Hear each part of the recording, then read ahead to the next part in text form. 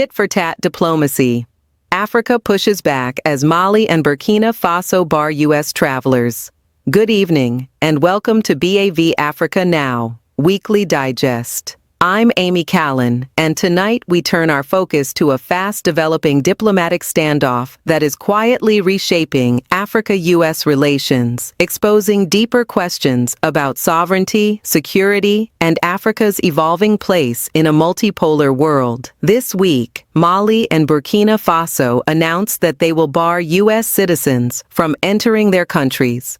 The move is explicitly described as reciprocal, a tit-for-tat response to sweeping travel restrictions imposed by the United States under President Donald Trump. Mali and Burkina Faso have announced travel restrictions on American citizens after the US added both countries to a no-entry list. Both members of the Alliance of Sahel states the two nations say they're imposing equivalent measures with immediate effect. In Mali, it's a move that appears to have the backing of its citizens. America is a country in the world, just like Mali. In this world, respect must be enforced. America has asserted its country's rules. We have also made our principles known. We can no longer allow any country, whether it be a superpower or a third country, to disrespect us. Respect is mutual. I thank all the people of the AES. We will no longer yield to anyone. We have taken a path of no return. From now on, we would rather die than give in.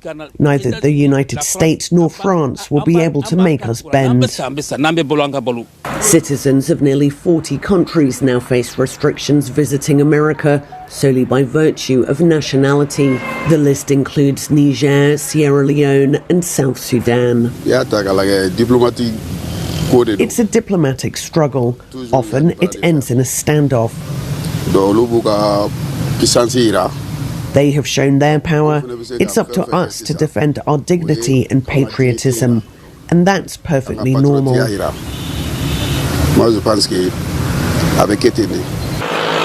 Mali voiced its regret that the US had made such an important decision without the slightest prior consultation. Let us be clear about what is unfolding here.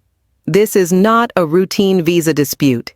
It is a symbolic and political escalation that reflects a much broader recalibration of power, alliances, and identity across parts of Africa, particularly in the Sahel. The immediate trigger: U.S. travel restrictions. Earlier this month, the White House confirmed that full entry restrictions would be imposed on citizens from Mali, Burkina Faso, and Niger, alongside South Sudan, Syria, and Palestinian Authority passport holders. The policy is set to take effect on 1 January, with the administration citing U.S. national security concerns. According to the White House, the restrictions will remain until affected countries demonstrate credible improvements in identity management, data sharing, and cooperation with U.S. immigration authorities. While exemptions exist, covering lawful permanent residents, diplomats, certain visa holders, and athletes, this remains one of the most expansive U.S. travel bans in recent years. Notably, Sierra Leone and Laos were also elevated from partial to full restrictions, while partial limits were placed on 15 additional countries, including Nigeria, Tanzania, and Zimbabwe. Africa's response: reciprocity and sovereign equality. Burkina Faso's Foreign Affairs Minister, Karamoko Jean-Marie Traoré, framed his country's response as grounded in the principle of reciprocity. Mali's foreign ministry went further, explicitly invoking sovereign equality and mutual respect, while criticizing Washington for making such a consequential decision without prior consultation. This language matters. It signals a shift from quiet diplomatic grievance to open assertion of state dignity, especially among governments that already see Western engagement as selective, punitive, and politically motivated. Although Niger has not yet issued a formal diplomatic statement, its state media reports that Niamey has adopted a similar ban on U.S. citizens. If confirmed, that would complete a coordinated response among the three Sahelian states, now governed by military juntas following coups. Africa-wide comparison. Not all bans are treated equally. Here is where the Africa-wide lens becomes essential. Countries such as Nigeria and Tanzania, civilian-ruled U.S. security partners and contributors to peacekeeping, received partial restrictions rather than full bans. Meanwhile, Mali, Burkina Faso, and Niger face the harshest treatment. This creates a two-tier Africa policy. Engaged partners are pressured but accommodated. Defiant or non-aligned states are isolated. From an African perspective, this reinforces a long-standing criticism that security cooperation, governance style, and geopolitical alignment, not just technical passport systems, shape Western immigration decisions. The Sahel pivot, Russia, regional blocs, and strategic autonomy. All three countries are now members of a newly formed regional alliance outside the traditional ECOWAS framework. They have expelled French forces, reduced Western military cooperation, and deepened ties with Russia, both politically and militarily. In this context, the U.S. travel ban is not interpreted locally as a neutral security measure, but as political punishment for choosing an alternative geopolitical path. Across Africa, this resonates. From Central Africa to parts of the Horn, governments are closely watching whether asserting strategic autonomy invites isolation or leverage. Forward-looking analysis. Where does this lead? If this diplomatic standoff continues, three trajectories emerge. First, people-to-people ties suffer most. Students, entrepreneurs, civil society actors, and diaspora families will pay the highest price on both sides, despite having little influence over state policy. Second, Africa-U.S. relations risk fragmenting further. Washington's reliance on migration controls and travel bans as leverage may deepen skepticism among African publics, even in countries not directly targeted. Third, this moment accelerates Africa's multipolar drift. As Western access narrows, Sahelian states will likely deepen non-Western partnerships, not only with Russia, but also with Middle Eastern and Asian actors willing to engage without political conditionalities. The unresolved question is whether the United States recalibrates, choosing engagement over exclusion, or doubles down on pressure in hopes of forcing compliance. And as this unfolds, one must ask, are travel bans becoming the new frontline of geopolitical competition, replacing dialogue with deterrence? And if so, what does that mean for Africa's long-term diplomatic leverage, for regional stability in the Sahel, and for ordinary citizens caught between sovereignty claims and security politics? And when we talk about immigration policy as a tool of power projection, we are really talking about who gets mobility in the global system and who does not. For decades, African countries have argued that visa regimes imposed by Western states operate less as neutral security filters and more as political signaling mechanisms. The latest U.S. decision reinforces that belief, particularly because it comes at a time when Sahelian states are openly challenging Western influence and redefining their security partnerships. According to the White House, the benchmark for lifting restrictions hinges on credible improvements in identity management and information sharing. Yet African diplomats privately question why similar standards are not uniformly applied to non-African states with comparable, or worse, documentation and data sharing challenges. This inconsistency is one reason Mali's foreign ministry emphasized sovereign equality in its response. From Bamako to Ouagadougou, the message is simple. If borders are weaponized against us, we will respond in kind. A broader African pattern: visas, power, and perception.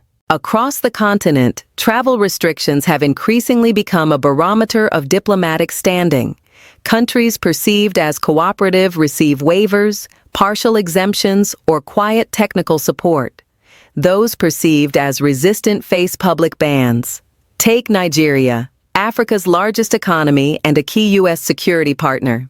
Despite persistent issues with overstays and documentation flagged in past U.S. reports, Nigeria was placed under partial, not full, restrictions. Meanwhile, Mali and Burkina Faso, countries that have expelled Western troops and rejected Western political frameworks, were placed under the strictest category. This divergence underscores a reality many African analysts now openly state: immigration policy is foreign policy by other means. The Sahelian response: symbolism over numbers. Critics may argue that banning U.S. citizens from Mali or Burkina Faso is largely symbolic, given relatively low American travel volumes. But symbolism matters in diplomacy, especially for governments seeking domestic legitimacy. The military-led governments in Mali and Burkina Faso have framed their rule around narratives of dignity, independence, and resistance to external domination. Standing up to Washington, even symbolically, reinforces that narrative at home. It also sends a message to other African states. Reciprocity is no longer taboo. Niger's quiet alignment and regional coordination. Although Niger has yet to issue a formal diplomatic communiqué, reports from its state broadcaster indicate a similar ban on U.S. citizens. If officially confirmed, this would mark a coordinated Sahelian position rather than isolated national responses. That coordination is significant. These three countries have already withdrawn from ECOWAS and established their own regional bloc, signaling a willingness to absorb diplomatic and economic costs in exchange for strategic autonomy. In effect, the travel ban dispute is becoming a test case. Can African states act collectively when challenged by major powers? The Russia factor and beyond. Western officials often frame Sahelian realignment as a simple pivot toward Moscow, but that analysis is incomplete. What we are seeing is not just a Russia pivot. It is a post-Western diversification strategy. From defense cooperation to mining concessions and infrastructure financing, Sahelian governments are exploring partnerships with Russia, Turkey, Gulf states, and parts of Asia. The U.S. travel ban may unintentionally accelerate this trend by hardening perceptions that engagement with Washington comes primarily through pressure rather than partnership. And this matters continent-wide.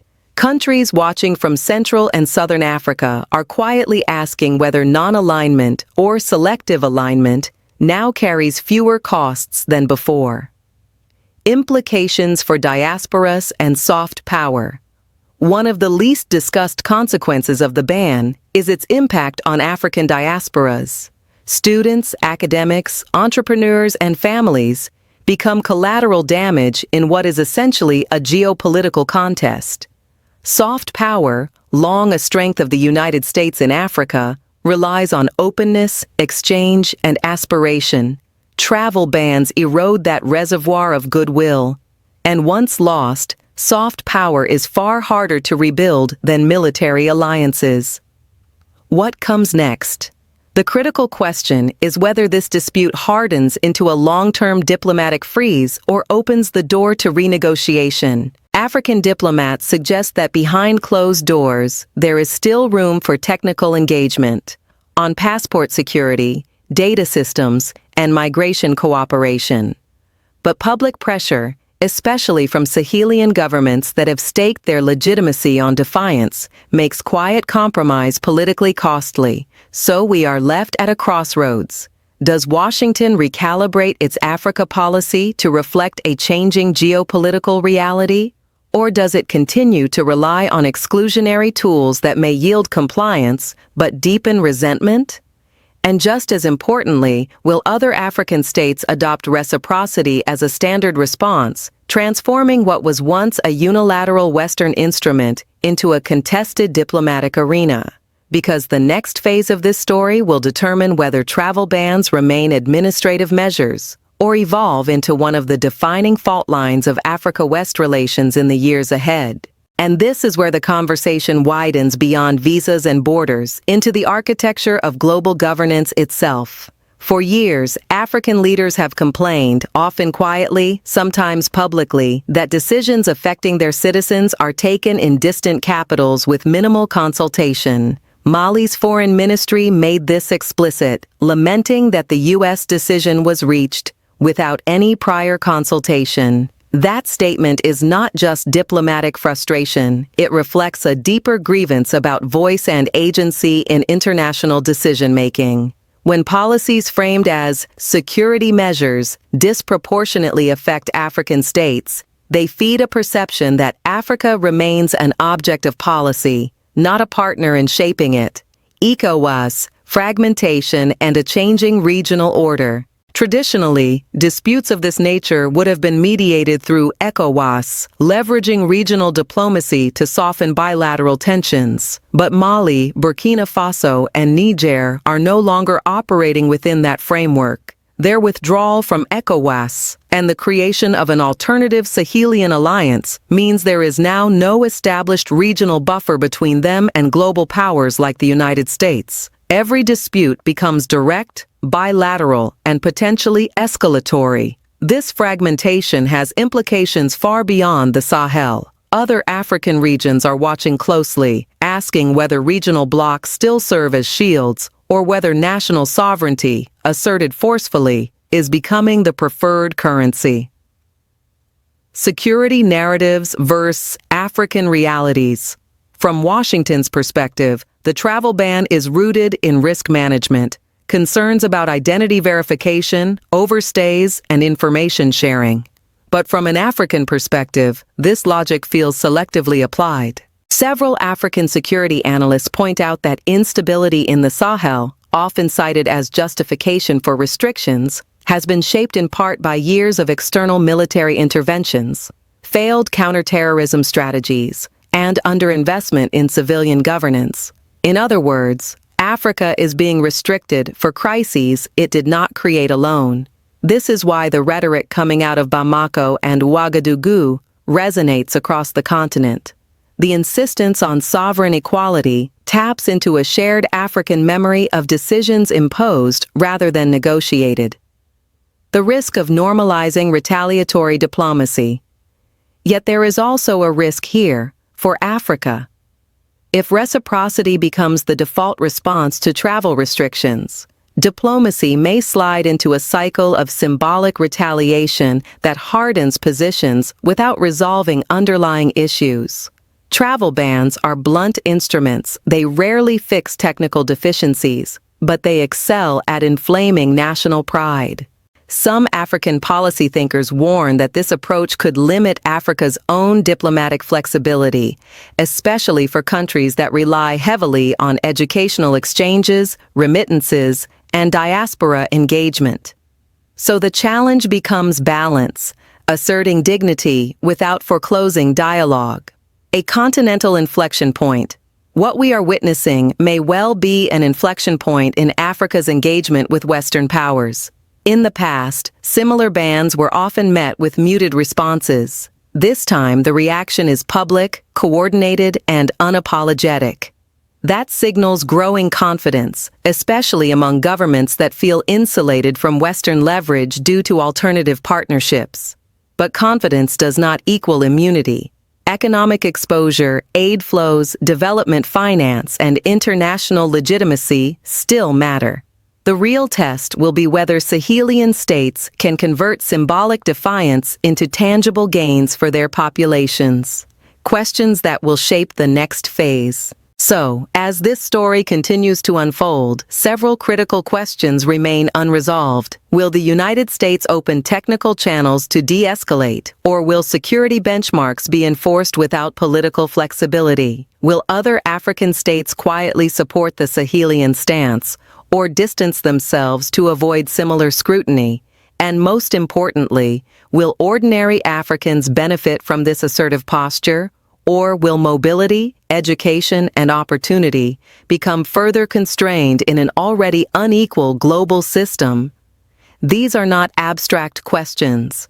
They go to the heart of Africa's future relationship with global power, whether it is shaped by negotiation or confrontation, inclusion or exclusion. And as governments trade bans and statements, the deeper struggle over respect, recognition, and relevance continues, quietly redefining what sovereignty means for Africa in a world that is no longer unipolar but not yet truly equal. As we bring this chapter of the story into focus, it becomes clear that what began as a travel restriction has evolved into a mirror, reflecting Africa's unresolved relationship with power, perception, and participation in global decision-making. The standoff between the United States and Sahelian states, such as Mali, Burkina Faso, and Niger, is not merely about who crosses whose borders. It is about who sets the rules, who is consulted, and whose security concerns are taken seriously. For African citizens, this moment calls for clarity and caution. Travel bans and diplomatic retaliation often hurt ordinary people first. Students seeking education, families reuniting, entrepreneurs building bridges across borders.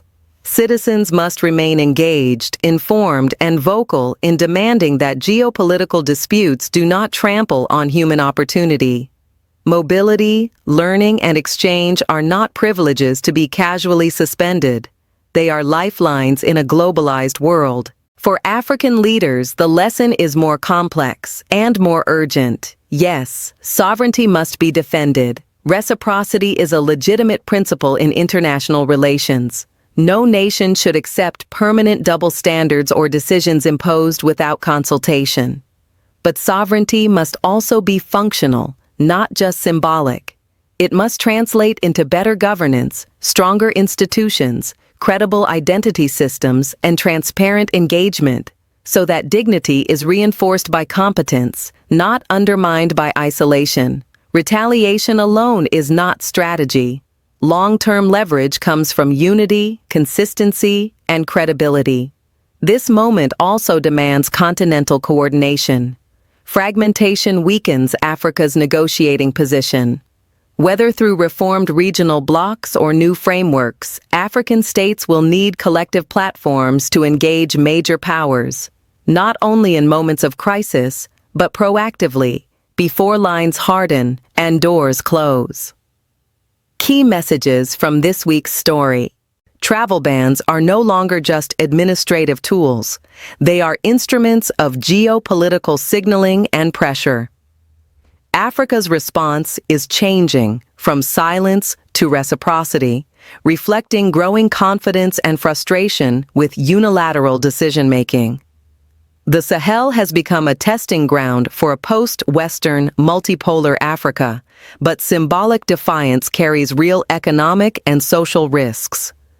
Ordinary citizens bear the greatest cost when diplomacy turns punitive. The future lies not in isolation, but in assertive, coordinated engagement grounded in strong institutions and regional unity. As Africa navigates this shifting global landscape, the challenge is not choosing between defiance and compliance, but mastering the art of negotiation from a position of strength. That strength will not come from bans alone. It will come from governance that works, diplomacy that listens, and leadership that remembers that sovereignty is ultimately measured by how well it serves the people. I'm Amy Callan, and this has been BAV Africa Now, Weekly Digest. Until next week, stay informed, stay engaged, and remember, Africa's voice is strongest when it speaks with purpose, not just protest.